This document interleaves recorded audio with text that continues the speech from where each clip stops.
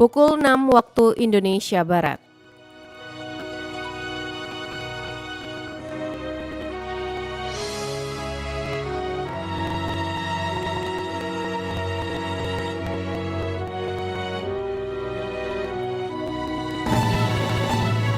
Radio Republik Indonesia Palembang dengan Warta Berita.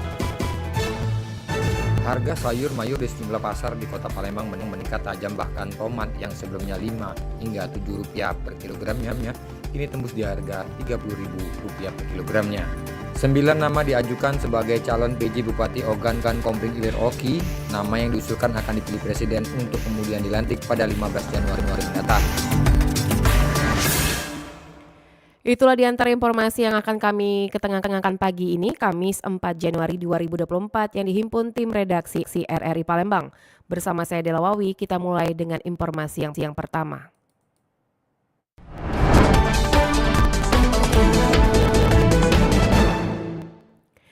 Harga sayur mayur di sejumlah pasar kota Palembang meningkat tajam, bahkan tomat yang sebelumnya Rp5 hingga Rp7.000 per kilo kini tembus menjadi Rp30.000 per kilogram.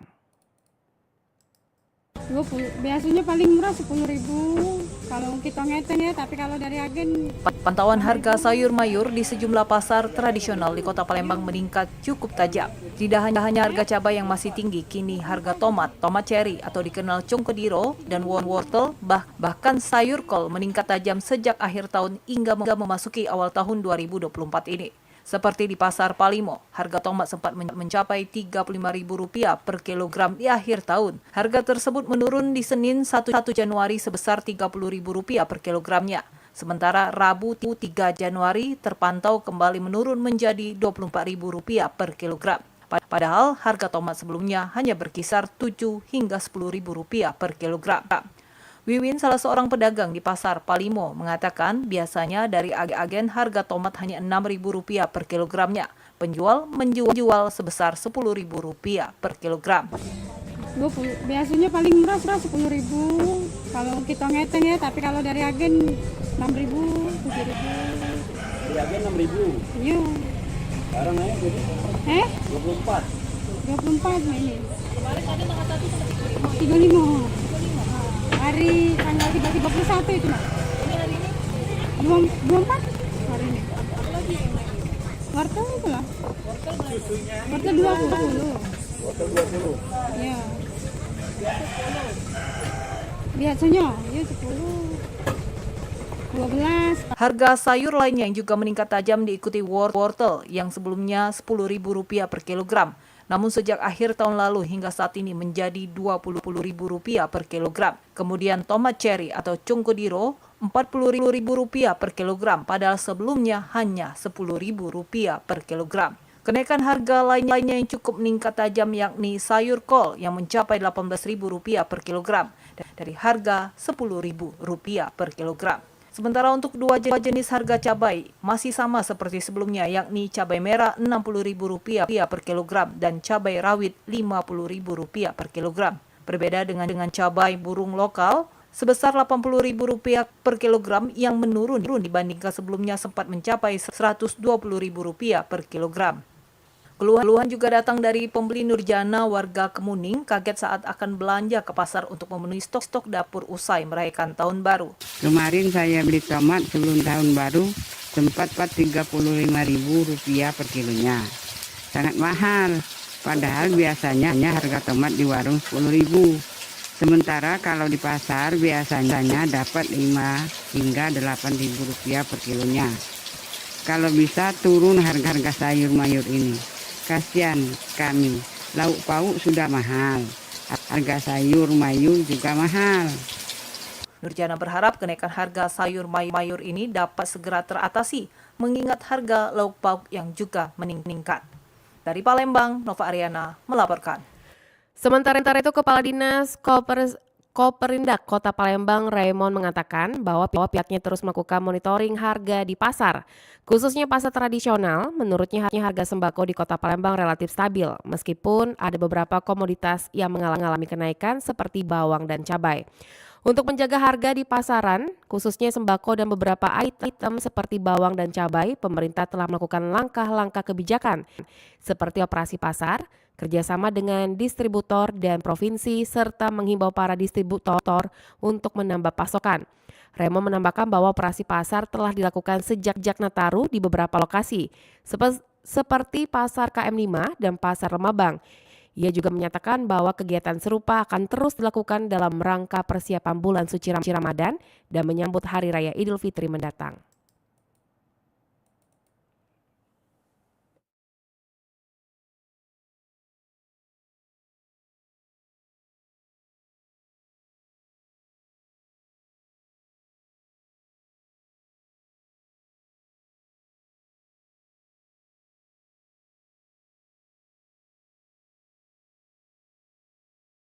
Persiapan bulan suci Ramadan dan menyambut Hari Raya Idul Fitri kita laksanakan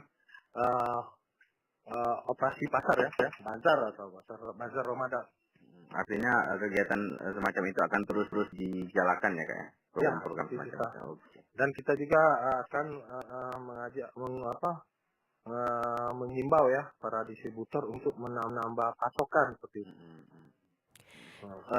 Untuk Dikatakan Raymond, saat ini harga bawang di Kota Palembang berkisar antara Rp35.000 per kilogram, sedangkan harga cabai mulai turun menjadi Rp25.000 per kilogram.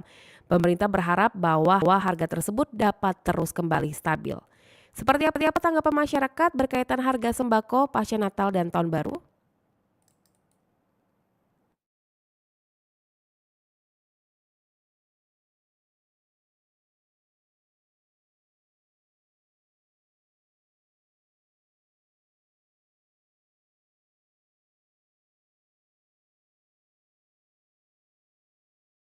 Nama saya Rizky, saya berasal dari Sukarame. Tanggapan saya tentang lonjakan harga kebutuhan sembako pasca Nataru tidak jarang terjadi karena peningkatan permintaan. Harapan saya pemerintah dapat mengambil langkah-langkah untuk menjaga stabilitas harga sembako agar tetap terjangkau oleh masyarakat. Langkah seperti pengawasan distribusi dan penanganan inflasi menjadi kunci dalam pencapaian stabilitas sembako pasca Nataru. Sekian dari saya. Perkenalkan, nama saya Felix Van Samuel sebagai warga dari Kota Palembang. Pada kesempatan kali ini saya akan memberikan pendapat saya terhadap lonjakan harga kebutuhan sehari-hari sembako pasca Natal dan Tahun Baru. Baiklah, seperti kita ketahui bahwasannya memang pada dasarnya setelah Natal dan Tahun Baru ini harga sembako yang ada di mana-mana terusnya di Kota Palembang akan melonjak. Nah, maka dari itu harapan saya ke depannya agar harga sembako ataupun kebutuhan sehari-hari kita dapat normal kembali dan tidak menyusahkan dari golongan masyarakat manapun. Guna mengupas lebih dalam berkaitan dengan kenaikan sembako setelah Natal dan Tahun Baru, berikut kita simak wawancara reporter Aditya bersama pengamat ekonomi Sumatera Selatan Dr. Ihsan Hadiri STMMM.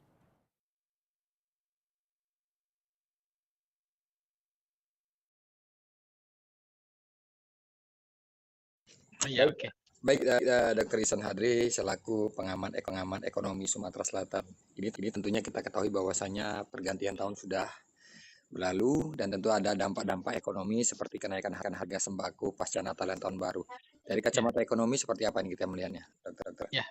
Jadi kalau kenaikan harga ya khususnya 9 bahan pokok ya itu suatu hal yang lumrah ya kalau kita ketika ada hari besar ya khususnya ya. Kita tahu kan kalau akhir tahun ada 2 hari besar sebenarnya. Ya, 2 hari besar, hari Natal dan juga Tahun Baru yang sebenarnya pun walaupun ini sebenarnya untuk umat Kristiani ya, tapi seluruh dunia ya, seluruh Indonesia pun kita juga ikut merayakan gitu ya. Iya. Tahun Baru. Nah, artinya ketika ada libur panjang memang ada lonjakan permintaan khususnya akan barang bahan pokok ya.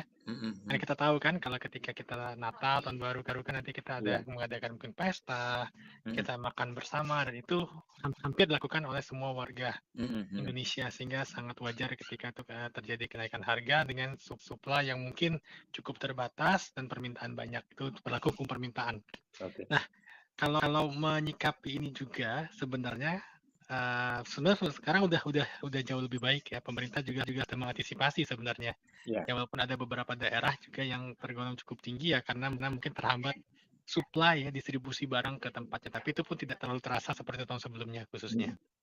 Itu kalau kita melihat arus lalu lintas saat Natal dan Tahun Baru, tentunya ini libur ini berdampak terhadap mungkin fluktuasi peningkatan aktivitas kendaraan, dan apakah ini juga menjadi salah satu faktor kenaikan harga sembako yang menghambat aktivitas tersebut? Bisa, karena ketika gini kan penyebab kelangkaan barang ya atau permintaan tinggi itu kan bisa menyebabkan nanti tingginya permintaan itu menyebabkan pasokan bisa saja itu berkurang. Gitu kan. Nah, ketika adanya gangguan dari sisi distribusi barang, ada terhambat lah, misalnya karena kita akhir tahun kan banyak jalanan macet ya, itu juga bisa pengaruhi. Harusnya barang itu mungkin tiba dalam 1 malam, karena macet mungkin tiba dalam 2 malam atau lebih. Nah, ini menyebabkan akhirnya beberapa barang yang harusnya sudah sampai itu belum sampai ke tempat tujuan gitu. Nah, itu juga bisa menyebabkan ya harga jadi relatif tinggi. Itu juga. Makanya sekarang dengan adanya infrastruktur ya, khususnya beberapa jalan yang sudah dibangun, ada jalan tol juga, itu juga sangat membantu sebenarnya agar arus barang dan jasa itu bisa sampai tidak terhambat lagi sebenarnya, itu pasti. Oke, baik, terima kasih Dr. Iksan Hendris STMM selaku pengamat ekonomi Sumatera Selatan sudah bergabung bersama RRI. Kita nanti akan berbincang lagi bagaimana perkembangan pemilu dampaknya terhadap ekonomi. Assalamualaikum. Waalaikumsalam. Sukses selalu. Terima kasih, Assalamualaikum.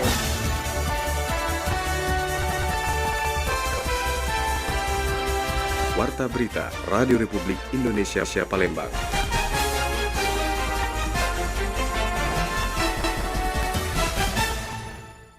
Pergerakan penumpang di Bandara SMP Pergerakan penumpang di Bandara laporan Lamsihar.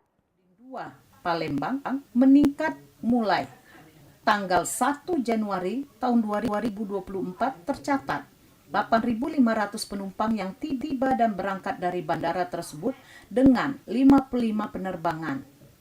PT Angkasa Pura II, pengelola bandara, memperkirakan puncak arus balik baru akan terjadi pada H+2 atau pada tanggal 2 Januari tahun 2024. Eksekutif General Manager Bandara Sultan Mahmud Badarudin II, Palembang, R. Iwan Winayan mengatakan akan ada 64 penerbangan yang mengangkut lebih dari 10.000 penumpang. Sejumlah rute favorit penyumbang jumlah penumpang cukup besar antara lain Bandara Soekarno-Hatta, Halim Perdana Kusuma, dan Hang Nadiem Batam dengan rata-rata keterisian pesawat cukup mencapai 90%. Kita tahu besok sudah mulai masuk dinas atau masuk kerja karena sudah aktif kembali untuk bekerja untuk teman-teman dari ASN dan yang lainnya, dan ini menjadikan pertimbangan juga untuk saat hari ini ada pergerakan yang datang maupun yang berangkat dari SB2 Palembang. Kami prediksi besok arus puncaknya kami prediksi besok sekitar 64 penerbangan lebih, dan mungkin penumpangnya 10.000 sampai dengan 10.500. Sebagian penumpang memilih kembali di hari-hari akhir libur tepat sebelum masuk kerja. Salah seorang penumpang, Aswil, mengatakan dirinya naik dari Yogyakarta tujuan Palembang untuk penerbangan pada hari ini cukup ramai. Naiknya dari Yogyakarta turunnya ke sini. Gimana penerbangan tadi, Bang? Biasanya nggak pernah full, tapi hari ini full ya pesawatnya, dan cukup ramai di bandara JH juga ramai, di sini juga cukup ramai juga ya. Kenapa milih pulang hari ini, Mas? Karena besok masih jemput bos juga, persiapan untuk jemput. Persiapan langsung kerja juga? Ya, persiapan langsung kerja juga. Pengelola Bandara Sultan Mahmud Badarudin II mencatat periode Natal dan Tahun Baru tahun 2024 mencatat kenaikan tarif sekitar 18% dibanding tahun lalu. Lamsi Harsilitonga melaporkan. 9 nama diajukan sebagai calon PJ Bupati Ogan Komering Ilir. Nama yang diusulkan akan dipilih Presiden untuk kemudian dilantik pada tanggal 15 Januari mendatang. 9 nama akan diusulkan menjadi calon pengganti Bupati Ogan Komering Ilir Jafar Sodik. Nama calon tersebut berasal dari usulan Gubernur Sumatera Selatan, DPRD Kabupaten, dan Kementerian Dalam Negeri dengan masing-masing mengusulkan 3 nama calon. Diketahui masa jabatan Bupati Oki Jafar Sodik berakhir pada tanggal 31 Desember 2023. Sebelumnya Jafar Sodik dilantik sebagai Bupati Oki pada 2 Desember dengan masa tugas selama 29 hari. Namun masa jabatannya diperpanjang hingga 15 Januari 2024. Pejabat Gubernur Sumatera Selatan Agus Fatoni mengatakan, jika satu dari nama 9 calon pengganti Jafar Sodik sudah ada, maka calon PJ tersebut akan dilantik tanggal 15 Januari 2024, bertepatan dengan berakhirnya masa jabatan Jafar Sodik. Oke, jadi PJ Oki, PJ Bupati Oki sesuai dengan putusan MK, Bupati Oki berakhir tanggal 15 Januari. Sesuai dengan mekanisme, PJ Bupati itu diajukan oleh Gubernur 3 nama, oleh DPRD Kabupaten 3 nama. Tiga-tiganya sudah diajukan oleh Provinsi, tiga-tiganya sudah disampaikan oleh DPRD Kabupaten Oki, dan nanti dari Kemendagri juga ada 3 nama, maksimal 3 nama. Jadi di totalnya maksimal 9 nama. Dari nama-nama inilah kemudian nanti akan dirapatkan bersama, dipimpin oleh Bapak Presiden untuk diputuskan. Namun demikian, keputusan Presiden, karena Bapak Presiden punya hak prerogatif, bisa saja namanya di luar dari yang diajukan tadi. Ini hanya mekanismenya saja diajukan, tetapi keputusan akan diputuskan bersama dalam rapat yang dipimpin oleh Bapak Presiden. Sementara itu, masa jabatan Bupati Oki Jafar Sodik saat ini diperpanjang dan akan berakhir pada 15 Januari 2024 sesuai keputusan Mahkamah Konstitusi terkait Pilkada 2018. Fatoni menegaskan ketentuan ini tidak berlaku pada bupati di 7 daerah di Sumatera Selatan dan hanya berlaku pada kepala daerah dan wakil kepala daerah yang mengikuti Pilkada 2018. Riana Pridani melaporkan. 2 koridor feeder LRT di Palembang belum dapat beroperasi lantaran terganjal soal administrasi yang penyelesaiannya membutuhkan waktu sekitar 6 hari ke depan. 2 koridor feeder LRT di Palembang belum dapat beroperasi lantaran terganjal soal administrasi. Pemerintah Kota Palembang menyebut proses administrasi yang belum selesai antara pihak ketiga dan pemerintah menjadi penyebab belum bisa beroperasinya 2 koridor tersebut. Proses administrasi yang dimaksud adalah kontrak pihak ketiga selaku operator 2 koridor feeder LRT itu belum diperpanjang. PJ Wali Kota Palembang belum lama ini mengatakan penyelesaian administrasi tersebut membutuhkan waktu sekitar 4 hingga 6 hari ke depan. Adapun 2 koridor feeder LRT yang masih belum beroperasi hingga kini yaitu koridor 1 rute Talang Kelapa Talang Buruk dan koridor 2 rute Asrama Haji Sematang Borang. Memang ada feeder koridor yang tanggung jawab pemerintah kota yang sumbernya dari APBD. Ada juga dari Kementerian Perhubungan. Nah, khusus yang dari menggunakan dana APBD ada proses administrasi yang harus dilalui. Mungkin butuh waktu antara 4 sampai 6 hari. Karena ini menyangkut lelang di tahun 2024. Maka dari itu saya mendapatkan laporan ada belum beroperasinya karena pengelola operatornya dari pihak ketiga belum clear. Sementara itu 5 koridor feeder LRT masih tetap beroperasi seperti biasa. Kepala Dinas Perhubungan Kota Palembang Afrizal Hasim mengatakan pihaknya masih akan bekerja untuk penyelesaian administrasi tersebut. Dari Palembang, Rocky Pratama melaporkan.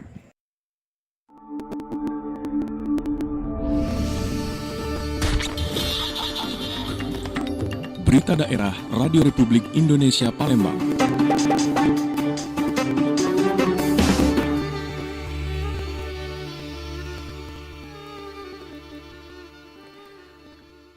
Pengusaha peternakan babi di Talang Kelapa diminta tutup. Tidak ada izin atau pemilik peternakan hanya menunjukkan surat permohonan.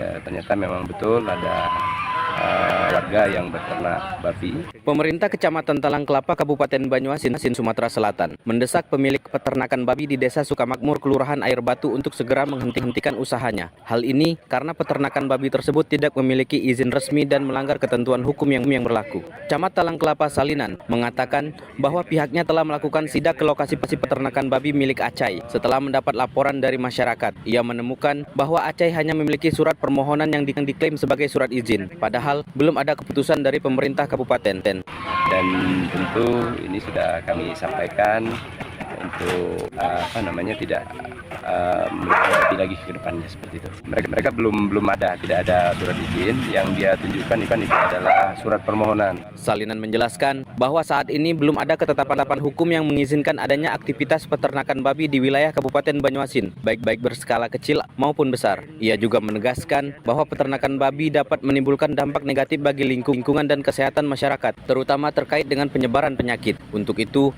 Salinan memberikan waktu bagi Acai untuk memindahkan atau menjual ternaknya. Dirinya menuturkan akan melakukan tindakan tegas jika Acai masih bandel dan melanjutkan usahanya. Menurut keterangan Salinan, terdapat lebih kurang 50 ekor babi yang dipelihara di peternakan Acai.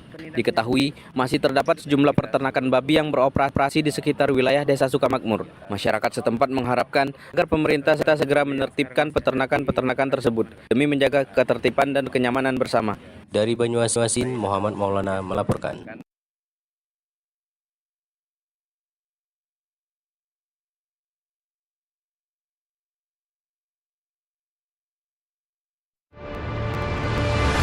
Strategi siaran dikembangkan. Mereka merasa dibutuhkan dan kesehatan siswa untuk Komentar RRI. Pendengar, berikut kita simak komentar dampak Natal dan Tahun Baru terhadap sembako. Pagi ini disampaikan oleh Dewi Akso. Selamat pagi, saudara. Beberapa harga bahan pangan dan sembako di Palembang, Sumatera Selatan mengalami kenaikan dan penurunan pasca Natal dan Tahun Baru. Namun, ada beberapa bahan pangan yang tetap di harga yang normal. Kepala Dinas Ketahanan Pangan dan Peternakan Sumatera Selatan, Ruzwan Effendi, mengatakan ada beberapa yang mengalami kenaikan, tapi seperti telur, ayam, daging, dan beras tetap stabil. Bahan pangan yang mengalami peningkatan yaitu bawang merah dan cabai merah keriting. Harga bawang merah Rp36.000 per kilogram sekarang mengalami kenaikan mencapai Rp40.000 per kilogram. Dan untuk bawang di akhir tahun pada 8 Desember 2023 sempat di harga Rp36.000 per kilogram.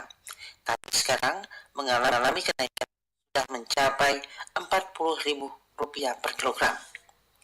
Sementara itu harga cabai merah keriting mengalami kenaikan sebesar Rp10.000 per kilogramnya.